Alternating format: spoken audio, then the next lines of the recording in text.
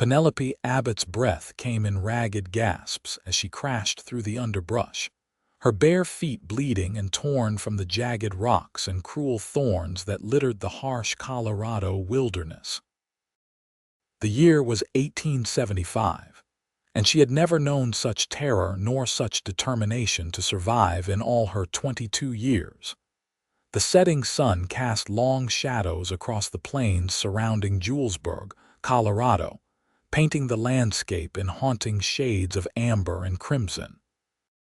Penelope had been running for what felt like hours, the thin cotton of her once pristine dress now tattered and stained with dirt and blood. Her dark hair had fallen loose from its careful arrangement, streaming behind her like a banner as she fled. "There she is." A harsh voice called from somewhere behind her. "Don't let her get away." The sound only spurred her forward with renewed desperation. Penelope knew what would happen if they caught her. She'd overheard too much at the saloon plans for a train robbery, names of accomplices, details that powerful men would kill to keep secret. And they had already demonstrated their willingness to do just that when they'd murdered poor Mr. Finch, the elderly shopkeeper who'd accidentally walked in on their meeting. A thorn bush caught at her skirts, and Penelope cried out as she tore herself free, leaving behind a scrap of fabric and gaining several new scratches on her already lacerated legs. The pain was becoming unbearable, but the alternative was worse. Much worse. Her foot landed on something sharp, a jagged stone, or perhaps a particularly vicious thorn, and she stumbled, nearly falling headlong down the slight incline before her. Somehow she maintained her balance, though tears of pain and fear now blurred her vision. The sound of hoofbeats thundered nearby, and Penelope's heart sank. On horseback, they would catch her within minutes. She veered sharply to the right, diving into a particularly dense patch of scrub and thorn bushes, hoping the thicker vegetation might slow mounted pursuers. The thorns raked across her exposed skin like tiny claws, drawing blood from a dozen new cuts. She bit back a scream, knowing any sound might give away her position. The branches pulled at her hair, scratched at her face, but Penelope pushed onward. Her feet found every sharp stone and stick, adding to her agony with each desperate step. The sound of hoofbeats grew louder, then suddenly stopped. Penelope froze, trying to quiet her labored breathing. "She came this way," a gruff voice announced. "Fan out. She can't have gotten far." Penelope's legs trembled with exhaustion and pain. She couldn't run much farther. Looking around frantically, she spotted a small depression beneath a rocky outcropping and crawled toward it, hoping it might offer some temporary shelter.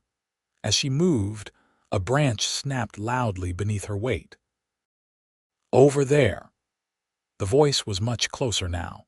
Penelope abandoned stealth for speed, scrambling through the thorn bushes with reckless abandon, no longer feeling the individual cuts and scrapes as her body was overwhelmed with pain. She burst through a particularly dense thicket, thorns tearing at her arms raised to protect her face, and suddenly found herself in a small clearing, and directly in the path of an approaching horse. She stumbled backward, a cry of terror escaping her lips as she fell to the ground, certain she was about to be trampled or worse, captured by her pursuers. But the rider pulled his mount up short, the horse whinnying in protest at the sudden halt.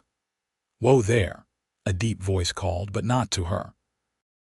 The rider was controlling his startled horse, pulling back on the reins with firm but gentle hands. Penelope stared up at him, paralyzed with fear and exhaustion. The man wasn't dressed like the others. Instead of the dark suits and bowler hats of the men pursuing her, he wore a weathered leather vest over a simple shirt, denim trousers, and a wide-brimmed hat that shadowed his face in the fading light. "You all right, miss?" he asked, his voice carrying a slight drawl. Before Penelope could answer, Shouts and the crashing of underbrush announced her pursuers were closing in. She tried to stand, but her battered feet refused to support her weight. "Please," she gasped. "They're going to kill me." The cowboy glanced in the direction of the approaching men, his expression hardening as he took in Penelope's bedraggled and bloodied state. Without hesitation, he swung down from his saddle and approached her. "Who's after you?" he asked quietly, already reaching for her. "Bradford's men." "I saw," she began, but the sound of voices grew louder.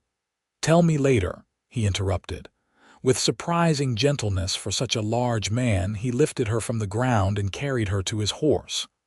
"Hold tight," he instructed as he placed her in the saddle. In one fluid motion, he swung up behind her, his strong arm encircling her waist to keep her steady. "Hang on now."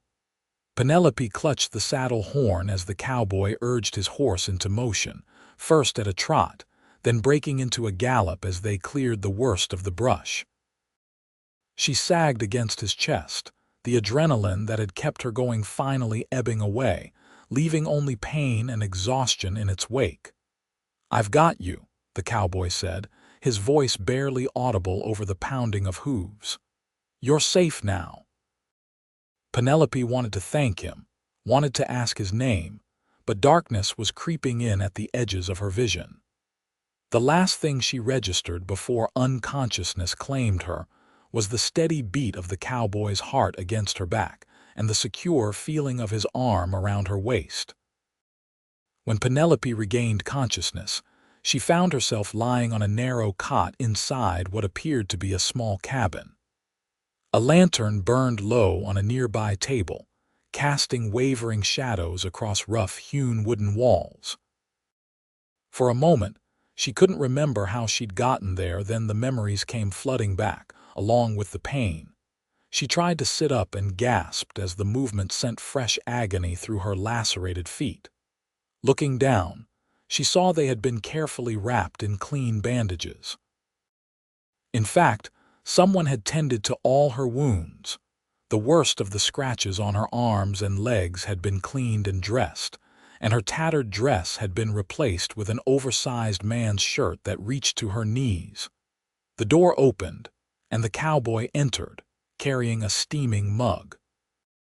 He was younger than she'd initially thought, perhaps in his late 20s, with sandy brown hair and a face tanned from long days under the sun. His eyes were a startling blue, currently filled with concern as they met hers. "You're awake," he said, approaching cautiously. "How are you feeling?" "Like I ran barefoot through thorn bushes," Penelope replied, her voice raspy from thirst. A smile tugged at the corner of his mouth. "Fair enough, I'm Owen James." He offered her the mug. "It's just tea, but it might help." Penelope accepted the mug gratefully, the warmth seeping into her cold fingers. "Penelope Abbott, thank you for saving me, Mr. James. Just Owen, please." He pulled a wooden chair closer to the cot and sat down. "You want to tell me what happened? Who were those men chasing you?" Penelope took a sip of tea, gathering her thoughts. The hot liquid soothed her parched throat, giving her a moment to consider how much to reveal. "They work for Lawrence Bradford," she finally said, watching his reaction carefully. Owen's expression darkened. "The railroad man," Penelope nodded. "I worked at the Silver Dollar Saloon in Julesburg. I was cleaning up after hours when Bradford and his associates came in for a private meeting. They didn't realize I was still there." She shuddered at the memory. "They were planning to rob the Denver-bound train carrying the mine payroll. Mr. Finch, the shopkeeper from next door, came in to return a tray we'd lent him, and he overheard too. Her voice broke. "They shot him, right in front of me." Owen's jaw tightened. "And they saw you, not at first." "I hid behind the bar, but when they were leaving, one of them spotted me." Tears welled in her eyes. "I ran. Just ran out the back door and kept going. They followed me through town, so I headed for the wilderness, thinking I could lose them." She gestured to her bandaged feet. "It wasn't the best plan. You're alive. I'd say it worked well enough. Owen reached for a canteen and refilled her mug. When is this robbery supposed to happen? Tomorrow. The train arrives at noon. Owen considered this information, his brow furrowed. Bradford's a powerful man in these parts. He's got the sheriff in his pocket along with half the businessmen in Julesburg. That's why I ran, Penelope admitted. I knew no one would believe me over him, and after what they did to Mr. Finch. She couldn't finish the sentence. You did the right thing, Owen assured her, but we need to get word to someone about the robbery. There are honest lawmen outside of Bradford's influence. Penelope questioned softly. Owen met her gaze steadily. I'm not about to leave you to face this alone, Miss Abbott. Penelope, she corrected, offering him a small smile. If I'm calling you Owen, then you should use my given name. Penelope, then. The way he said it, with a slight drawl that lingered on each syllable, sent an unexpected warmth through her chest. Where are we? She asked, suddenly aware that she had no idea how far they'd traveled. My cabin. It's about 15 miles outside of Julesburg, near the South Platte River. My ranch isn't much, just a small spread with some cattle, but it's far enough from town that Bradford's men won't find you easily.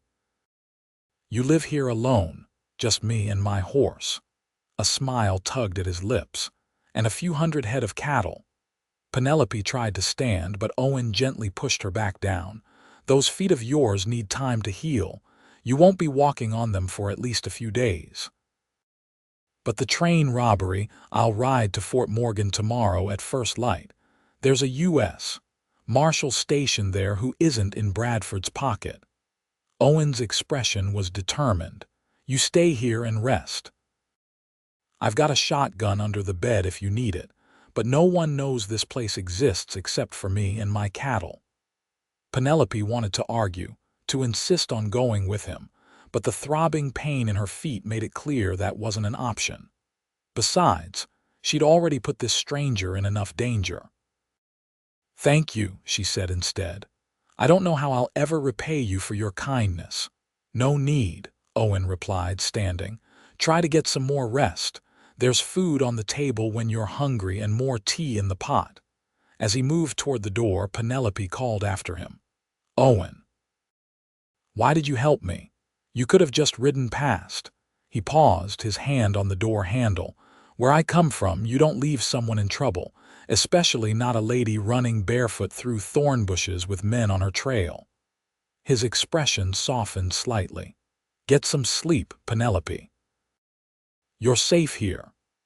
After he left, Penelope sank back against the pillow, exhaustion claiming her once more despite the myriad questions swirling in her mind. Her last thought before sleep took her was that perhaps, for the first time since her parents died 3 years ago, she had finally found someone she could trust. Morning came with golden light filtering through the cabin's single window. Penelope awoke to find a fresh pitcher of water, bread, and cheese placed on the small table beside her cot. Sitting up gingerly, she was relieved to discover the pain in her feet had subsided to a dull ache. She ate slowly, savoring the simple food after her ordeal. As she finished, the cabin door opened and Owen stepped in, already dressed for riding in a worn leather jacket, his hat in his hands. You're looking better, he observed, his eyes quickly assessing her condition. I feel better, Penelope confirmed. Though I don't think dancing is in my immediate future. A smile briefly crossed his face. Glad to see your spirit wasn't injured. Are you leaving for Fort Morgan now? Owen nodded. It's about 3 hours' ride. With luck, I'll catch Marshal Collins before he heads out on his rounds, and he can telegraph ahead to stop the train before it reaches Julesburg. Anxiety tightened Penelope's chest. What if Bradford's men come here while you're gone? They won't, Owen assured her. No one knows about this place, but like I said, there's a shotgun under the bed, loaded and ready if you need it. He hesitated, then added, Do you know how to use one? My father taught me, Penelope replied. Her father had been a frontier doctor and practical skills had been valued in their household, though I've never had to shoot at a person. Let's hope today isn't the day you start. Owen placed his hat on his head. I should be back by nightfall. There's stew in the pot over the hearth if you get hungry. As he turned to leave, Penelope called out, Owen, please be careful. Bradford isn't the type to surrender easily. He paused in the doorway, his blue eyes meeting hers. Don't you worry about me, Penelope. I've handled worse than Lawrence Bradford. With that, he was gone, and Penelope heard the sound of hoofbeats fading into the distance. Left alone in the quiet cabin, she took stock of her surroundings properly for the first time. The cabin was small but well-maintained. A stone hearth dominated one wall, with a cooking pot hanging over banked coals. A rough wooden table with 2 chairs stood nearby, and shelves lined another wall, holding books, supplies, and a few personal items. The cot she occupied was in one corner, while a larger bed took up space in the opposite corner, separated by a simple screen for privacy. Everything was neat and orderly, speaking of a man who took pride in his home despite its humble nature. Penelope found herself curious about Owen James, what had brought him to this solitary existence, and why he had so readily risked himself to help a stranger. Moving carefully, she swung her legs over the side of the cot and tested her weight on her bandaged feet. Pain flared immediately, but it was bearable. Using the wall for support, she made her way to the window, needing to see her surroundings. The cabin sat in a small clearing, bordered by cottonwood trees and backed by gently rolling hills. In the distance, she could see a corral and barn, and beyond that, the glint of sunlight on water that must be the South Platte River. It was beautiful in its simplicity, a peaceful haven far from the chaos she'd left behind in Julesburg. Penelope's thoughts drifted to her life before yesterday's events. Orphaned at 19, she'd made her way west from Boston, seeking a fresh start after losing both parents to influenza. Working at the Silver Dollar had never been her dream, but the position had offered room and board along with modest wages. The owner, Mrs. Holloway, had been kind, allowing Penelope to keep books and serve food rather than entertaining the saloon's rougher patrons. Now that life was gone, swept away in a single violent moment. Even if Bradford was arrested for the planned robbery, his influence ran deep. There would always be those loyal to him, those who might seek revenge against the woman whose testimony had brought him down. The realization settled heavily on her shoulders. She could never return to Julesburg. Everything she owned, the few treasured mementos of her parents, her small savings, her clothes, all were lost to her now. Tears welled in her eyes, but Penelope blinked them back. Self-pity wouldn't help her situation. She was alive, thanks to Owen, and that was more than poor Mr. Finch could say. She would find a way forward, just as she had after her parents' deaths. Moving back to the cot, she noticed a book on the nearby table that hadn't been there before. It was a well-worn copy of The Pioneers by James Fenimore Cooper. A small piece of paper marked a page, and when Penelope opened it, she found a brief note written in a surprisingly elegant hand. Thought you might want something to pass the time. The hero reminds me of you, stubborn in the face of adversity. O.J. The unexpected kindness brought a smile to her lips. She settled back on the cot, opening the book to the first page, grateful for the distraction from her worries and pain. The hours passed slowly. Penelope alternated between reading and dozing, her body still recovering from the previous day's ordeal.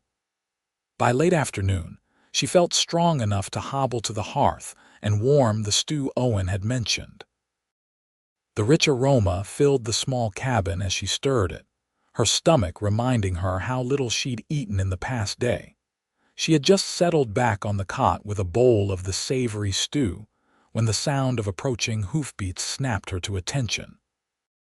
Moving as quickly as her injured feet would allow, Penelope retrieved the shotgun from beneath the bed, her heart pounding as she positioned herself with a clear view of the door. The hoofbeats slowed, then stopped. Footsteps approached and Penelope's finger tensed on the trigger. "Penelope." "It's me," Owen's voice called. "I'm coming in." Relief flooded through her as the door swung open to reveal Owen's tall figure. She lowered the shotgun, noticing immediately the tension in his shoulders and the grim set of his mouth. "What happened?" she asked, dread coiling in her stomach. Owen removed his hat, running a hand through his sandy hair. "I found Marshal Collins. He telegraphed ahead to stop the train and arranged for deputies to be waiting in Julesburg." He paused, his blue eyes troubled. But Bradford must have had someone watching the telegraph office. By the time we got back to town, he and his men had cleared out, including the sheriff. Penelope sank onto the edge of the cot, the shotgun now resting across her lap. "They got away. For now. Collins has telegraphed descriptions to every law enforcement office within 100 miles. Owen hung his hat on a peg by the door. "They won't get far, but—" He hesitated. "But what?" Bradford left something behind. A message. Owen's expression darkened. "They burned down the silver dollar, Penelope. Left a note saying anyone harboring you would meet the same fate." The news hit her like a physical blow.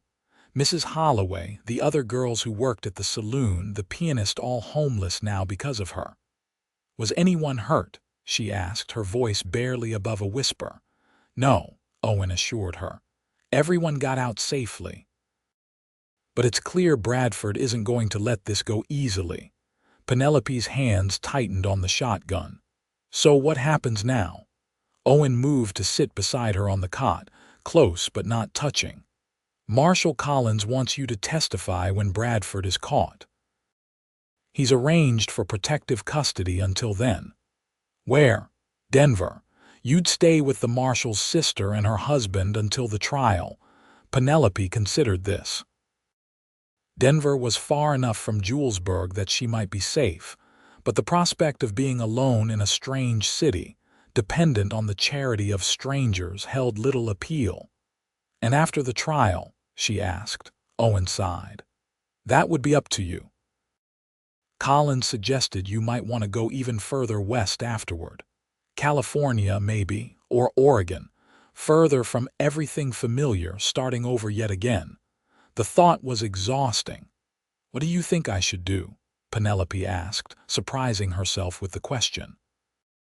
She hardly knew this man, yet she valued his opinion more than she could explain. Owen was quiet for a moment, his gaze focused on the far wall. "I think," he said slowly, "that running forever isn't much of a life." He turned to face her. "Bradford is just a man. A wealthy, powerful man, yes, but still just a man. Men like that think they're untouchable, that their money can buy them anything including immunity from the law." "Often they're right," Penelope pointed out. "Not always," Owen countered. "Not this time. Collins is an honest lawman, and he's got the weight of the U.S. government behind him.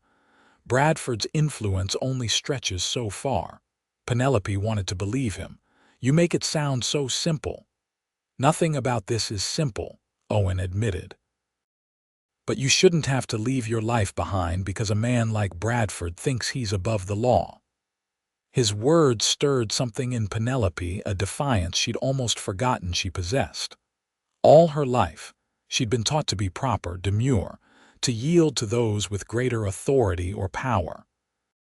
But she'd also been raised to stand firm for what was right, a lesson her father had emphasized repeatedly during his years as a frontier doctor.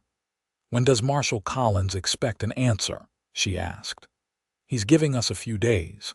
Your feet need time to heal anyway before you travel." Owen stood and moved to the hearth, adding wood to the fire. "There's no rush to decide tonight." Penelope watched him as he tended the fire, his movements efficient and practiced.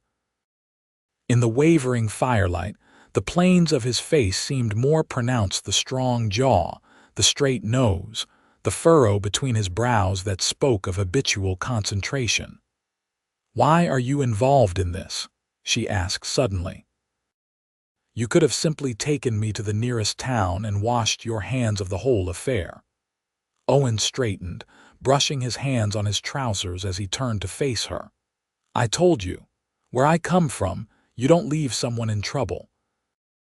"There's more to it than that," Penelope pressed, somehow certain. "You risked your life for a stranger, and now you're continuing to risk it by sheltering me." "Why?"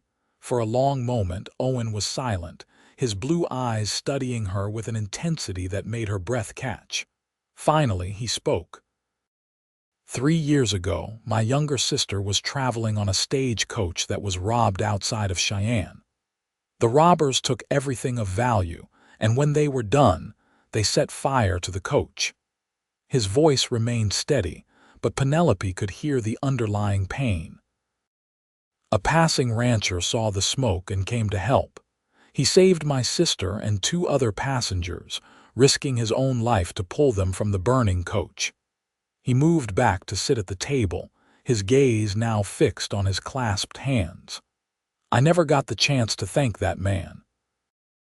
By the time I arrived in Cheyenne, he had moved on, but I made a promise to myself that day that I would never pass by someone in need the way he didn't pass by my sister." "I'm sorry about what happened to your sister," Penelope said softly. "Is she?" "She's fine. Married now, living in Kansas City." A small smile touched his lips. "Tough as nails, my sister, like someone else I've recently met." The compliment warmed her, but Penelope shook her head. "I'm not tough, I was terrified." "Being afraid doesn't mean you're not brave," Owen pointed out. "You ran from armed men rather than cowering. You protected yourself as best you could. And now you're considering testifying against one of the most powerful men in the territory." His gaze met hers, sincere and direct. "That's courage, Penelope, pure and simple." No one had ever described her that way before. In Boston, she had been the doctor's quiet daughter, dutiful and proper. In Julesburg, she had been the Eastern girl, too refined for the rough frontier. Never brave, never courageous. "Thank you," she said, finding it difficult to say more past the sudden tightness in her throat. Owen seemed to understand. He stood, moving toward the door. "I need to check on the horses and bring in more firewood. You should rest. We can talk more about what comes next in the morning." After he left, Penelope remained on the cot, lost in thought. Owen James was unlike any man she had ever met, straightforward yet gentle, strong yet kind. In just over a day, he had saved her life, tended her wounds, and offered her sanctuary without asking for anything in return.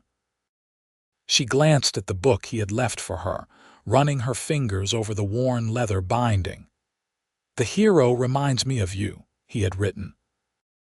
But as Penelope reflected on the events of the past 2 days, she couldn't help thinking that the true hero in this story was the quiet cowboy who had lifted her onto his horse when she could run no further. The next few days passed in a strangely peaceful rhythm. Penelope's feet improved enough that she could walk short distances without pain, though Owen insisted she continue to rest as much as possible. They fell into an easy routine. Owen would rise before dawn to tend to his cattle, returning mid-morning to check on her before heading out again until evening. During the long hours alone, Penelope found ways to be useful despite her limited mobility. She took over the cooking, discovering that while Owen was skilled in many areas, the culinary arts were not among them. She mended clothing she found in need of repair, and she read more of the surprisingly extensive collection of books that lined his shelves. In the evenings, they would share dinner and conversation. Owen told her about his life, how he had come west from Missouri after the war, working as a ranch hand until he saved enough to buy his own small spread 3 years ago. He spoke of his plans to expand, to raise better stock, to build a larger cabin someday. In turn, Penelope shared stories of her childhood in Boston, her father's medical practice, her mother's love of music and literature. She told him about the devastating illness that had claimed both her parents within weeks of each other, and her decision to seek a new life in the West when the memories in Boston became too painful. On the fourth day, as they sat on the small porch Owen had built on the front of the cabin, watching the sunset paint the sky in brilliant oranges and pinks, Penelope made her decision. "I want to testify," she announced. "I want Bradford to face justice for what he did to Mr. Finch and for what he planned to do." Owen nodded, not seeming surprised. "I figured you'd say that." "Will you take me to Denver then?" she asked, trying to ignore the pang she felt at the thought of leaving this peaceful place and him. "First thing tomorrow," he confirmed. "It's a 2-day ride, but I know a safe route. We'll avoid the main roads." They lapsed into silence, watching as the first stars appeared in the deepening twilight. There was something Penelope needed to ask, but she hesitated, uncertain of how to phrase it or whether she even wanted to hear the answer. "What will you do after?" Owen asked suddenly, saving her from having to broach the subject. "After the trial, I mean." Penelope considered the question. "I don't know. I can't go back to Julesburg even if Bradford is convicted." "There are other towns," Owen suggested.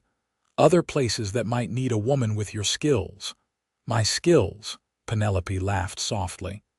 "I'm not sure serving drinks and keeping books for a saloon are in high demand." "You're selling yourself short," Owen countered. "You're educated, you're resourceful, and from what I've seen these past few days, you're a far better cook than most restaurant owners I've encountered." His praise made her cheeks warm. "Thank you, but I'm not sure those qualities are enough to build a new life on." Owen was quiet for a moment, and when he spoke again, his voice had an uncharacteristic hesitancy. "You could stay here." Penelope turned to look at him, her heart suddenly beating faster. "Here, at your ranch." In the fading light, she could see a flush spreading across his tanned face. "I know it's not much compared to Boston or even Julesburg, and I know we haven't known each other long, but—" He paused, seeming to search for the right words. "These past few days, having you here, it's felt right somehow." Penelope hardly dared breathe, afraid to break the spell of the moment. "Owen, I'm not asking for anything you're not ready to give," he hastened to add. "Just the chance to see if what I'm feeling, what I hope you might be feeling too, could grow into something real." His blue eyes held hers, earnest and vulnerable in a way she hadn't seen before. "You could stay as long as you want. No obligations." "I've been thinking about building that larger cabin anyway. The ranch is doing well enough that I could hire help for the cattle, maybe expand into horses." The picture he painted was tempting, a simple life, yes, but one filled with purpose and peace. And perhaps, in time, something more between them. "I don't want to be a burden," she said softly. Owen reached across the space between them, his calloused hand covering hers. "You couldn't be. Not to me." The sincerity in his voice, in his touch, broke through the last of Penelope's hesitation. She had known this man less than a week, yet she trusted him more completely than anyone since her parents. There was something solid about Owen James, something true and steadfast that called to her soul. "After the trial," she said, turning her hand to clasp his. "Let's see what happens after the trial." The smile that spread across his face was like the sunrise, gradual, then brilliant, illuminating his features with a joy that took her breath away. "After the trial," he agreed, squeezing her hand gently. They sat together as darkness fell completely, hands linked, watching the stars emerge in the vast Colorado sky. For the first time since fleeing through those thorn bushes, Penelope felt a sense of hope for the future, and the possibility that running away might have led her exactly where she was meant to be. The journey to Denver proved more arduous than Penelope had anticipated. Though her feet had healed enough for walking short distances, spending hours on horseback reopened some of the deeper cuts, making each mile increasingly uncomfortable. Owen insisted she ride his gentler mare while he took the more spirited gelding, and he set a pace that balanced speed with consideration for her condition. They avoided main roads and towns, taking a circuitous route that Owen assured her would keep them well away from Bradford's potential allies. They camped the first night in a sheltered gully, sleeping beneath the stars with a small fire for warmth and protection. "Marshal Collins should meet us at the outskirts of Denver tomorrow afternoon," Owen told her as they sat beside the fire, sharing a simple meal of jerky, hardtack, and coffee. "From there, he'll escort us to his sister's home." Penelope nodded, trying to hide her growing apprehension. The closer they came to Denver, the more real the situation became. She would soon have to face Bradford, to recount what she had witnessed while a courtroom full of strangers listened and judged. The prospect was terrifying. "What if they don't believe me?" she asked, voicing the fear that had been growing since they left the ranch. "What if Bradford's money and influence prevail?" Owen looked up from tending the fire, his expression serious. "Justice doesn't always work the way it should," he admitted. "But Marshal Collins is gathering other evidence, the telegraph records showing communication between Bradford and known outlaws, witness statements from the train crew about suspicious men seen along the route. Your testimony is important, but it's not the only thing the prosecution has." His reassurance helped, but another concern still gnawed at her. "Bradford has threatened anyone who helps me. What about you? Won't testifying put you in danger too?" "I can take care of myself," Owen replied, but the slight tightening around his eyes told Penelope he had considered this risk. "I couldn't bear it if something happened to you because of me," she said softly. Owen moved to sit beside her, close enough that their shoulders touched. "Nothing's going to happen to either of us. Once Bradford is behind bars, his network will fall apart. Men like that inspire fear, not loyalty." Penelope wanted to believe him. She leaned against his solid presence, drawing strength from his certainty. "Thank you for coming with me. You didn't have to do this." "Yes, I did," he answered simply, his arm coming around her shoulders in a protective gesture that felt entirely natural. They sat together in comfortable silence as the fire burned low, the vast expanse of stars wheeling overhead. Despite the uncertainty that lay ahead, Penelope felt a curious peace settle over her. Whatever came next, she wouldn't face it alone. The following day dawned clear and cool, a perfect late spring morning in the Colorado Territory. They broke camp early and continued their journey, the terrain gradually changing as they approached the foothills that cradled Denver. By mid-afternoon, they crested a rise that offered their first view of the city, a sprawling collection of buildings nestled between the plains and the mountains, smoke rising from countless chimneys. Denver in 1875 was a city in transition, growing from a rough mining settlement into a commercial hub that connected the eastern states with the western frontier. "There's our meeting point," Owen said, pointing to a small church on the outskirts of the city. A single rider waited beside it, and as they approached, Penelope recognized the distinctive silhouette of a lawman, a tall figure in a long coat, the glint of a badge visible even at a distance. Marshal Collins proved to be an imposing man in his 50s, with iron-gray hair and a weathered face that had seen its share of frontier justice. His handshake was firm, his assessment of Penelope swift and thorough. "Miss Abbott," he greeted her, "I'm glad to see you safe. Mr. James here has told me what you witnessed. It takes courage to stand against a man like Bradford." "I'm just doing what's right," Penelope replied, though her voice lacked conviction even to her own ears. Collins seemed to sense her anxiety. "You won't be alone in this. My sister and her husband are good people. They'll keep you safe until the trial." He glanced at Owen. "And I understand Mr. James intends to remain in Denver as well." "That's right," Owen confirmed. "I've arranged for a neighbor to look after my cattle. I'll be staying until this is resolved." Relief flooded through Penelope at the confirmation. Although they had discussed this before leaving the ranch, part of her had feared Owen might reconsider once they reached Denver. "Good," Collins nodded. "Let's get moving then. It's best if Miss Abbott isn't seen on the main streets until we have Bradford in custody." They followed the marshal through a series of back roads and quiet residential streets, eventually arriving at a handsome two-story home on the western edge of the city. Gardens surrounded the house, and a wrought iron fence enclosed the property, decorative, but substantial enough to keep casual intruders at bay. A woman emerged from the house as they approached, her resemblance to Collins evident in her tall frame and direct gaze. She introduced herself as Martha Wilson, the marshal's sister, and welcomed Penelope with a warmth that immediately eased some of her tension. "You'll stay with us as long as needed," Martha assured her, leading them into a comfortable parlor.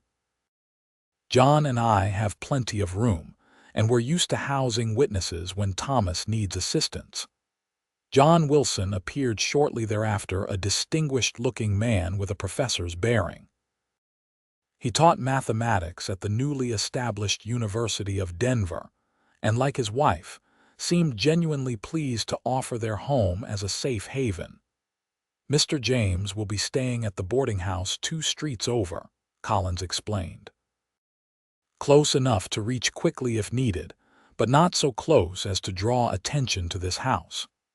The practicality of the arrangement made sense, but Penelope couldn't help feeling a pang of dismay at the thought of being separated from Owen after days of his constant, reassuring presence. As if sensing her thoughts, Owen caught her eye. "I'll visit daily," he promised, "and Mrs. Wilson will take good care of you." "Indeed I will," Martha confirmed. "Now you must be exhausted from your journey. Let me show you to your room, dear. A hot bath and fresh clothes will do wonders for your spirits." Before following Martha upstairs, Penelope turned to Owen, suddenly uncertain what to say. They had shared so much in such a short time, yet the circumstances made ordinary farewells seem inadequate. Owen solved the dilemma by taking her hand and squeezing it gently. "I'll see you tomorrow," he said, his blue eyes conveying what words could not. "Rest well, Penelope." "Good night, Owen," she replied, reluctantly releasing his hand. The room Martha showed her to was lovely, spacious, and feminine, with a large window overlooking the garden and mountains beyond. A copper bathtub had already been filled with steaming water, and clean clothes lay ready on the bed. "They're my daughter's," Martha explained. "She's away at school in Boston, but you look to be of similar size. There's a dressmaker in town I can take you to tomorrow for anything else you might need." Penelope thanked her, overwhelmed by the kindness of these strangers. When Martha left her alone, she sank onto the edge of the bed, the events of the past week finally catching up to her. Tears came, unbidden tears of relief, of lingering fear, of gratitude, and of something else she couldn't quite name, something connected to the quiet cowboy who had changed her life in ways she was only beginning to understand. The following days settled into a new routine. True to his word, Owen visited daily, usually staying for several hours. Martha and John welcomed him warmly, seeming to intuitively understand the bond forming between him and Penelope. Marshal Collins brought news on the 3rd day Bradford had been apprehended trying to cross into Wyoming territory.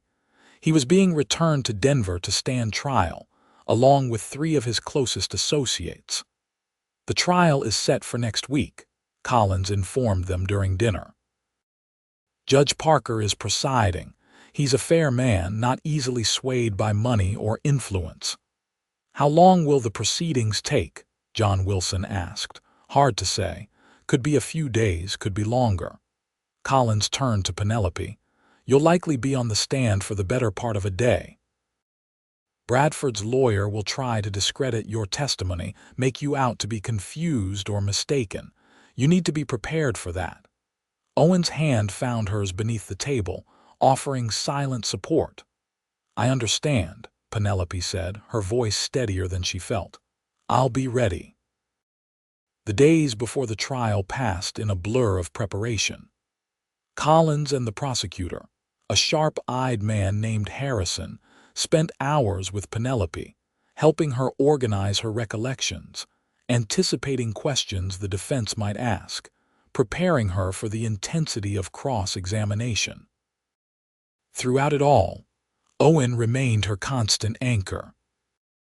He accompanied her on walks through the Wilsons' garden when she needed fresh air, listened patiently when she needed to voice her fears, and distracted her with stories of his ranch and plans for the future when the anxiety became too overwhelming. One evening, as they sat on a bench beneath a flowering apple tree, Penelope finally asked the question that had been on her mind since arriving in Denver. What if I can't go back to your ranch after this? She said, her gaze fixed on the distant mountains. What if Bradford is acquitted or his associates come looking for revenge? Owen was silent for a long moment, considering her words.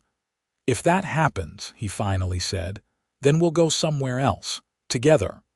Penelope turned to him, startled by the implication. Together. His eyes met hers, solemn and certain. I meant what I said that night on the porch, Penelope. These feelings I have for you, they are not going to change, no matter what happens with the trial. We've known each other such a short time, she whispered, though her heart raced at his declaration. Some things don't need time, Owen replied. Some things you just know. He took her hand, his thumb gently tracing circles on her palm. I knew the moment I saw you in those thorn bushes, as strange as that sounds. There was something about your courage, your determination even when you were at your most vulnerable. I'd never seen anything like it. Penelope felt tears gathering in her eyes, but these were different from the ones she'd shed on her first night in Denver.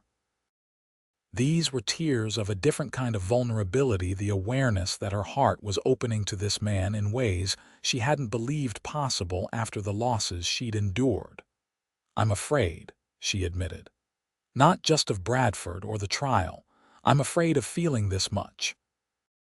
When my parents died, I thought I'd never survive that kind of pain again, and now you're afraid of risking that same pain, Owen finished for her. I understand, Penelope, I do. After my father was killed in the war, I watched my mother fade away from grief.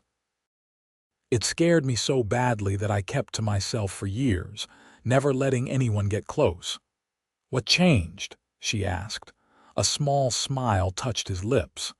A stubborn woman ran through thorn bushes and into my life. His expression grew serious again. I can't promise we won't face hardships, Penelope. Life out here guarantees that, but I can promise you won't face them alone, not as long as I draw breath. The simple sincerity of his words broke through the last of Penelope's reservations. She had lost so much, endured so much uncertainty, yet here was this man offering her not just safety but partnership, not just shelter but a home. I think, she said softly, that I may be falling in love with you, Owen James. The joy that lit his face was answer enough, but his words confirmed it. I know I've already fallen in love with you, Penelope Abbott. When he leaned forward to kiss her, it felt like the most natural thing in the world, as if all the chaos and danger that had brought them together had been leading to this moment of perfect clarity.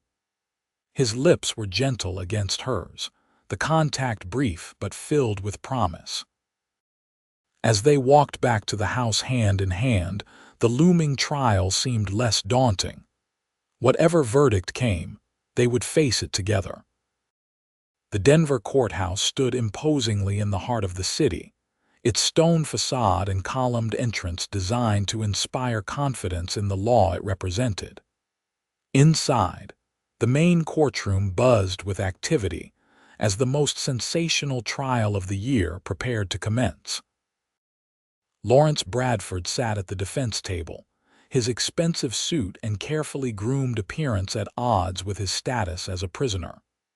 His lawyer, a renowned attorney brought in from Chicago, arranged papers beside him with practiced efficiency. At the prosecution table, Harrison conferred quietly with Marshal Collins, both men occasionally glancing toward the side door through which witnesses would enter. Owen sat in the front row of the gallery, his expression neutral but his posture alert, ready for any trouble. Penelope waited in a small anteroom, her hands clasped tightly in her lap to hide their trembling. She wore a borrowed dress of deep blue, simple but elegant, chosen to present an image of respectability to the jury. Martha Wilson sat beside her, a steady, comforting presence. "Remember," Martha said gently, "just tell the truth as you experienced it. That's all anyone can ask of you." Penelope nodded, trying to calm her racing heart. Through the door, she could hear the proceedings beginning, the judge's entrance, the reading of charges, the formal opening statements from both attorneys. When the bailiff finally came to call her, Penelope rose on legs that felt unsteady. Martha squeezed her hand encouragingly, and then she was walking into the courtroom, feeling the weight of dozens of stares as she made her way to the witness stand. She avoided looking directly at Bradford, keeping her eyes fixed on either Harrison or the jury as she took the oath and settled into the hard wooden chair. Only once did she allow herself to glance toward Owen, drawing strength from his steady gaze and slight nod of encouragement. Harrison led her gently through her testimony, asking clear questions that allowed her to recount the events in the Silver Dollar Saloon in a calm, coherent manner. She described hiding behind the bar, overhearing the robbery plans, witnessing Mr. Finch's murder, and her subsequent flight from Bradford's men. "And you are certain it was the defendant, Mr. Bradford, who ordered Mr. Finch's murder?" Harrison asked. "Yes, sir," Penelope replied firmly. Mr. Bradford said, "We can't leave witnesses," and then nodded to Mr. Hollister, who shot Mr. Finch. Bradford's face remained impassive, but she saw his jaw tighten at her words. "And what happened after Mr. Finch was shot?" Harrison continued. Penelope described her escape through the back door, her pursuit through the town and into the wilderness, and her eventual rescue by Owen. She kept her voice steady, though reliving the terror of that flight made her heart race anew. When Harrison finished his questioning, he returned to his table with a satisfied nod. "Your witness," he said to the defense attorney. Bradford's lawyer, Mr. Hargrove, approached the stand with predatory confidence. He was a tall man with cold eyes and a thin smile that never reached them. "Miss Abbott," he began smoothly, "you've given us quite a dramatic tale, almost like something from a dime novel, wouldn't you say?" "I've simply stated what happened, sir," Penelope replied. "Indeed." Hargrove paced before the witness stand. "You claim to have overheard specific plans for a robbery while hiding behind a bar. Quite remarkable hearing you must have, to distinguish voices and specific details from such a position." "The saloon was quiet after hours," Penelope explained. "And Mr. Bradford and his associates were speaking freely, believing themselves alone. Or perhaps," Hargrove suggested, "you misunderstood fragments of conversation and constructed a narrative to fit your preconceptions about Mr. Bradford." "No, sir," Penelope said firmly. "I heard their plans clearly." Hargrove changed tactics, Tell me, Miss Abbott, what was your position at the Silver Dollar Saloon? I served food and drinks, and I kept the accounts for Mrs. Holloway. You were not one of the entertainers. The insinuation in his tone was unmistakable. Harrison rose immediately. Objection, Your Honor. Counsel is attempting to impugn the witness's character without basis. Sustained, Judge Parker ruled, giving Hargrove a stern look. Confine your questions to relevant matters, Counselor.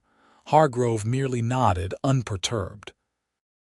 Miss Abbott, prior to the night in question, had you ever had any interaction with Mr. Bradford? Penelope hesitated. He had been to the saloon before as a patron. And did you serve him personally on those occasions? Sometimes, yes. And what was the nature of your relationship with Mr. Bradford? Harrison objected again, but this time the judge allowed the question, curious about where the defense was heading. There was no relationship, Penelope stated firmly. Mr. Bradford was a customer, nothing more. Are you certain? Hargrove pressed. My client recalls a rather different dynamic between you. He remembers you expressing interest in him, perhaps even suggesting a more personal arrangement, which he declined due to his marital status. Penelope felt her cheeks flush with anger. That is absolutely false. Is it? Hargrove raised an eyebrow. Might it be that your testimony today stems from resentment over his rejection? A woman scorned, seeking revenge through false accusations. Objection. Harrison was on his feet again. Counsel is testifying rather than questioning the witness. Sustained, Judge Parker said sharply. Mr. Hargrove, this line of questioning borders on harassment. Move on. Hargrove's tactics grew increasingly aggressive as the cross-examination continued. He questioned Penelope's memory, her motives, her character, even her mental stability, suggesting that the trauma of her parents' deaths might have left her prone to paranoia and delusions. Through it all, Penelope maintained her composure, answering truthfully and refusing to be provoked into emotional outbursts that might damage her credibility with the jury. She could see Bradford growing increasingly agitated as his lawyer failed to break her, his confident facade cracking to reveal glimpses of the cold anger beneath. When Hargrove finally concluded his cross-examination, Penelope felt drained, as if she had run another race through thorn bushes. Harrison briefly redirected, allowing her to clarify a few points and restate her certainty about what she had witnessed. As she was finally dismissed from the stand, Penelope walked past the defense table with her head high, refusing to be intimidated by Bradford's glare. Owen was waiting at the back of the courtroom, and the relief on his face when their eyes met told her more than words could about how well she had done. The trial continued for 5 more days. Other witnesses took the stand: telegraph operators who testified about suspicious messages, train employees who identified Bradford's associates as men who had been seen scouting the route, even one of Bradford's own men who had turned state's evidence in exchange for leniency. Throughout it all, Penelope attended each day's proceedings, sitting quietly beside Owen in the gallery. Bradford's occasional glances in her direction grew increasingly hostile as the evidence mounted against him, but she refused to be cowed. On the final day, after closing arguments that stretched for hours, the jury retired to deliberate. The tension in the courthouse was palpable as everyone awaited their verdict. "How long do you think it will take?" Penelope asked Owen as they sat on a bench in the courthouse corridor. "Hard to say," he replied. "The evidence is strong, but Bradford has deep pockets and connections. Some jurors might be reluctant to convict such a prominent citizen." Marshal Collins joined them, removing his hat as he sat. "You did well on the stand, Miss Abbott. Your testimony was compelling." "Thank you, Marshal," Penelope said, though doubt still gnawed at her. "I just hope it was enough. They didn't have to wait long for an answer." After less than 3 hours of deliberation, the jury returned with their verdict. The courtroom fell silent as Bradford and his lawyer stood to face the jury foreman. Judge Parker's voice rang out clearly. "Has the jury reached a verdict?" "We have, Your Honor," the foreman replied. "On the count of conspiracy to commit armed robbery, how do you find?" "We find the defendant guilty." A murmur ran through the courtroom, quickly silenced by the judge's gavel. "On the count of being an accessory to the murder of Harold Finch, how do you find?" "We find the defendant guilty." Penelope felt Owen's hand close over hers as relief washed through her. Bradford's face had gone pale with shock, as if he truly had not believed this outcome was possible. Judge Parker's sentencing was swift and severe: 20 years in the territorial prison for the murder charge, with an additional 5 for the conspiracy. Bradford would spend most of the remainder of his life behind bars. As the courtroom began to clear, Penelope remained seated, overwhelmed by the finality of the moment. It was over. After days of tension and weeks of uncertainty, justice had prevailed. Owen's arm came around her shoulders. "You did it," he said softly. Penelope shook her head. "We did it. I couldn't have faced this without you." Marshal Collins approached, his weathered face creased in a rare smile. "Bradford's going away for a long time, and his network is already crumbling. His associates are scrambling to save themselves, turning on each other in the process." He nodded to Penelope. "You're safe now, Miss Abbott. You can build whatever future you choose." As they left the courthouse, stepping into the bright Colorado sunshine, Penelope felt a weight lift from her shoulders. The nightmare that had begun in the Silver Dollar Saloon had finally ended.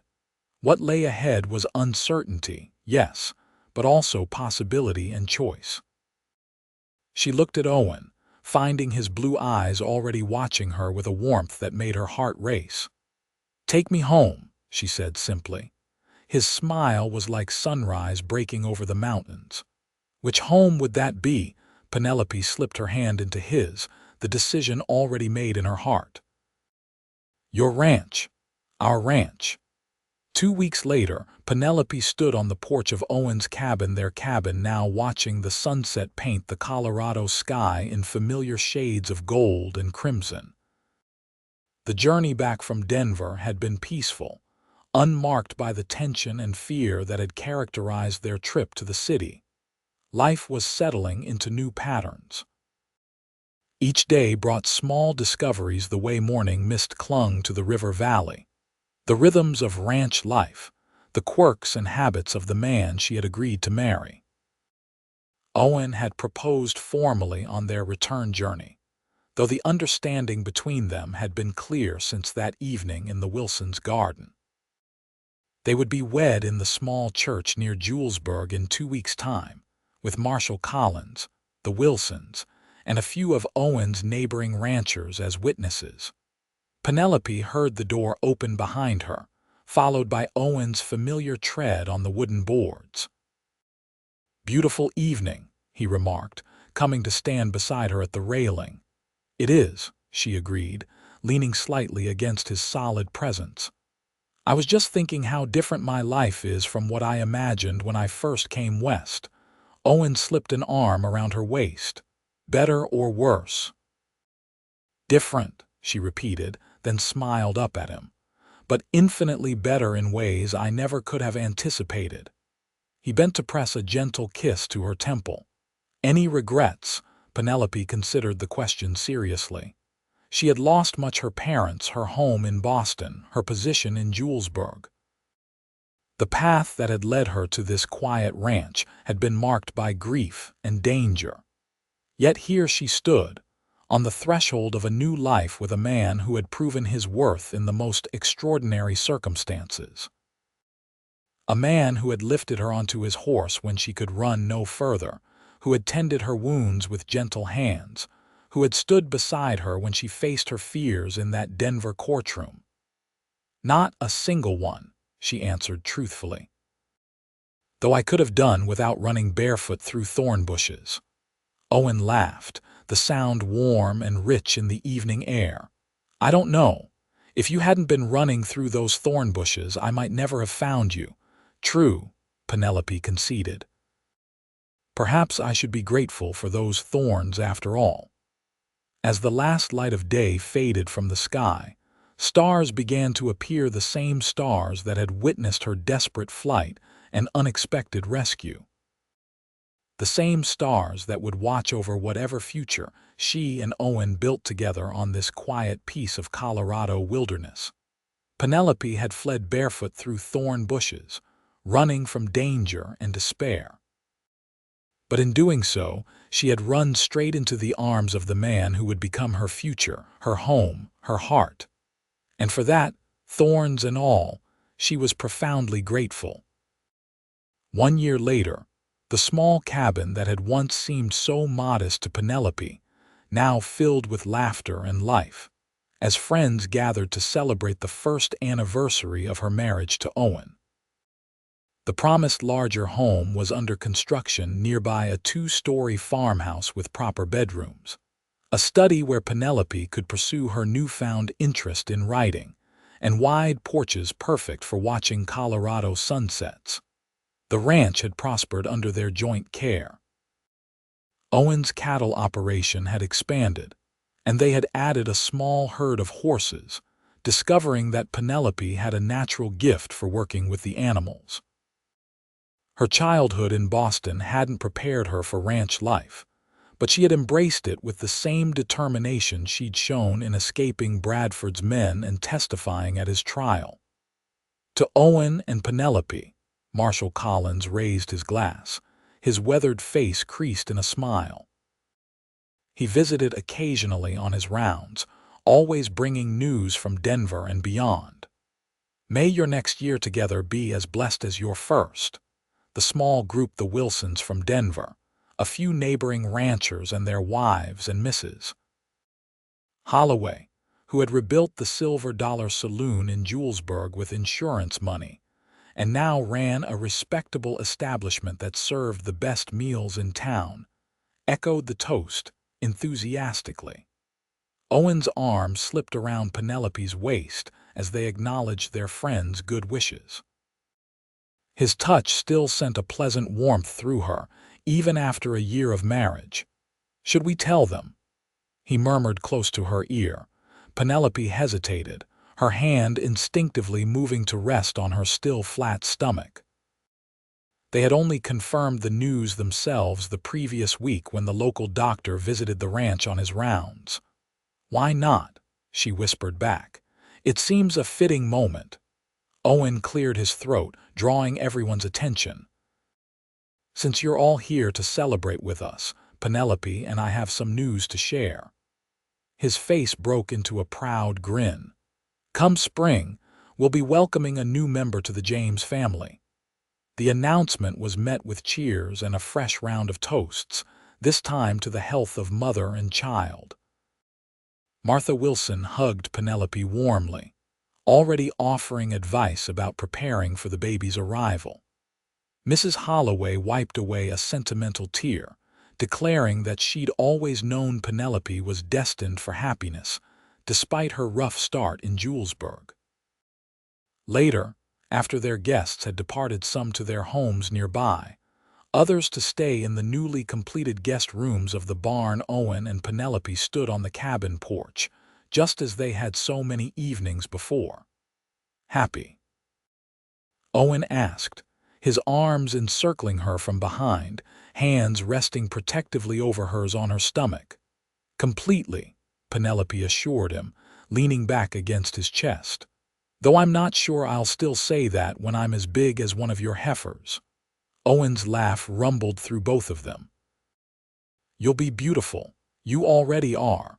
Penelope turned in his embrace, raising a hand to touch his cheek. "I never imagined life could be this good, especially not that day when I was running for my life." "I knew," Owen said simply. "The moment I lifted you onto my horse, I knew my life had changed forever. I just didn't realize how much." "When did you know you loved me?" she asked curiously. They had spoken of many things during their courtship and marriage, but this particular detail had never been discussed. Owen considered the question. I think it started that first night in the cabin, when you were so wounded but still so determined. You'd been through hell, but there was a strength in you that impressed me more than anything I'd ever seen. His blue eyes, still as bright and direct as the first time she'd looked into them, held hers. By the time we sat on this porch and talked about what might come after the trial, I was already completely yours. And I was yours, Penelope confirmed softly. Though I was too afraid to fully admit it then. You're not afraid now, Owen asked, a teasing light in his eyes, of loving you? Never. She stood on tiptoe to kiss him, a gesture that had become as natural as breathing. Though I am a bit afraid of what our child will inherit from his stubborn father. Or her equally stubborn mother, Owen countered with a grin. Penelope laughed, acknowledging the truth of his words. Either way, this child will never lack for determination. As evening settled over the ranch, bringing with it the familiar chorus of crickets and distant coyote calls, Penelope reflected on the journey that had brought her to this moment. From the refined parlors of Boston to the rough and tumble saloons of Julesburg, from fleeing barefoot through thorn bushes to building a home and family with the cowboy who had saved her life, had taken her on a path she could never have imagined. "What are you thinking?" Owen asked, noticing her thoughtful expression. "That sometimes the worst moments of our lives lead us to the best," she replied. "If Bradford and his men hadn't forced me to run that day, I never would have met you. I never would have found this life." Owen nodded, understanding her meaning perfectly as he so often did. "From thorns to happiness," he mused. "Not a bad journey, all things considered." "Not bad at all," Penelope agreed, nestling closer to her husband as the first stars appeared in the darkening sky. "In fact, I wouldn't change a single step." 5 years later, the James Ranch had grown almost beyond recognition from the modest operation Owen had run alone. The main house now stood proudly on a small rise, its wide porches and large windows offering views of the mountains and the expanding property. Outbuildings, corrals, and barns dotted the landscape, and a bunkhouse housed the half-dozen ranch hands now required to manage the thriving cattle business and horse breeding program. On this particular summer afternoon, Penelope sat on the front porch swing, a notebook open on her lap. Her third novel was taking shape, another tale of the Colorado frontier, drawing on her experiences, but embellishing them with the imagination that had always been her refuge. Her first 2 books had found modest success back east, published under a pseudonym that only those closest to her knew, connected to the respectable Mrs. James of James Meadow Ranch. The sound of children's laughter drew her attention from the page. 4-year-old Thomas and 2-year-old Elizabeth were playing in the yard under the watchful eye of Mrs. Carson, the kindly widow from Julesburg who helped with the children and the household a few days each week. "Mama, look," Thomas called, proudly showing off the small wooden horse Owen had carved for him. The boy was the image of his father's same sandy brown hair, same bright blue eyes, same determined set to his jaw when faced with a challenge. "It's wonderful, sweetheart," Penelope called back, smiling at her son's excitement. Elizabeth, not to be outdone, toddled over to the porch steps, her dark curls bouncing with each step. "Me too, Mama, me got horse too." She held up a smaller version of her brother's toy. "Yes, you do," Penelope agreed, setting aside her writing to lift the little girl onto her lap.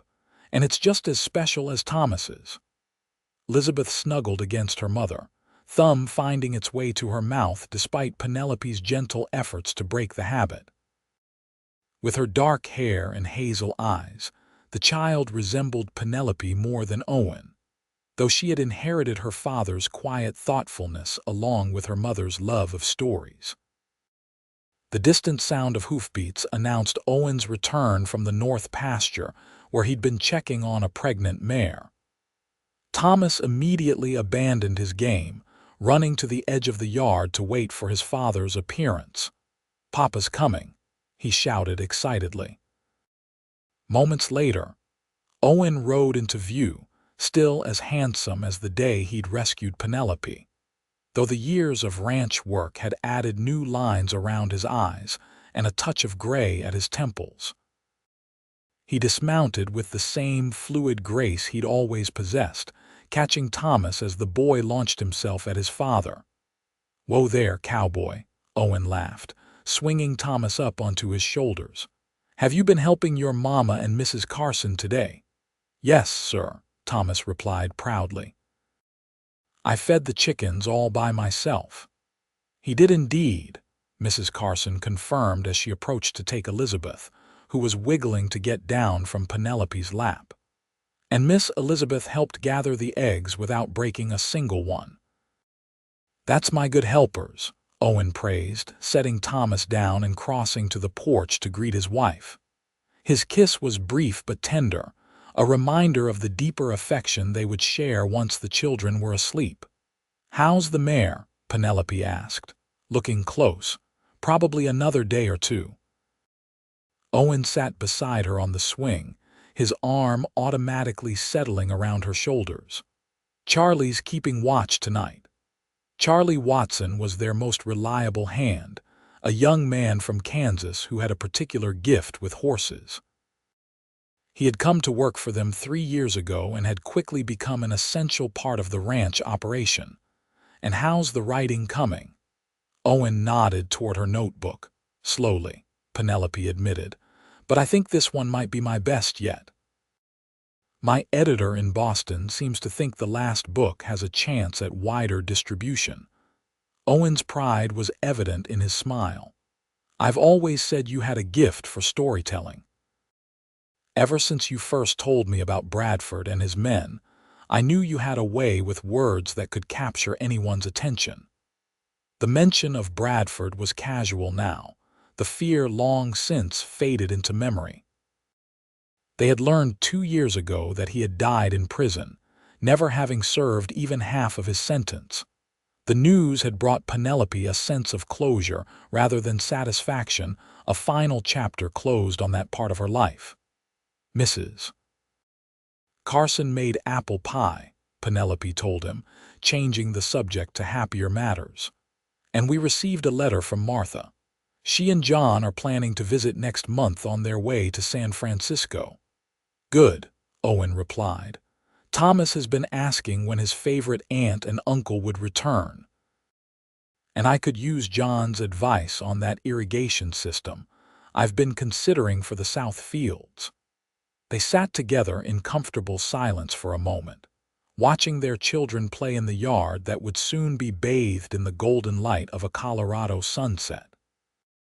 The scene was so peaceful, so far removed from the circumstances of their first meeting, that sometimes Penelope had to remind herself that it had all begun with a desperate flight through thorn bushes. "What are you thinking about?" Owen asked, noticing her distant expression. "Do you remember the day we met?" she asked in return. A slow smile spread across his face. "Not likely to forget it. You nearly got yourself trampled by my horse." "After nearly getting myself killed running barefoot through the wilderness," Penelope added. "Not my finest moment." "I disagree," Owen said, his voice growing serious. "It showed exactly who you were: brave enough to run when you had to, smart enough to keep going when others might have given up. I admired that woman then, and I admire the woman she's become even more." Penelope leaned against him, grateful for the millionth time that fate, despite its cruelty in taking her parents and forcing her into that desperate flight, had also given her Owen. "I was thinking," she said, "about putting the real story in a book someday. Not right away, but perhaps my 4th or 5th novel. changed enough that no one would connect it directly to us, but true to what happened. Owen considered this. A story about a woman who flees barefoot through thorn bushes until a cowboy lifts her onto his horse. And then they fall in love and build a life together, Penelope finished. What do you think? I think, Owen said slowly, that it sounds like the kind of story that needs to be told. A story about finding love and hope in the most unexpected circumstances. Penelope smiled, knowing he understood perfectly, as he always had from the beginning. That's exactly what I was thinking. As the sun began its descent behind the mountains, casting long shadows across the ranch they had built together, Penelope felt the familiar contentment that had become the foundation of her life with Owen. From the ashes of danger and fear had risen something beautiful, a family, a home, a love that had only deepened with each passing year. The thorns that had once torn at her feet had led her to a path strewn with blessings she could never have imagined, as she fled through the Colorado wilderness that fateful day. And for that unexpected journey from desperation to joy, Penelope would be forever grateful.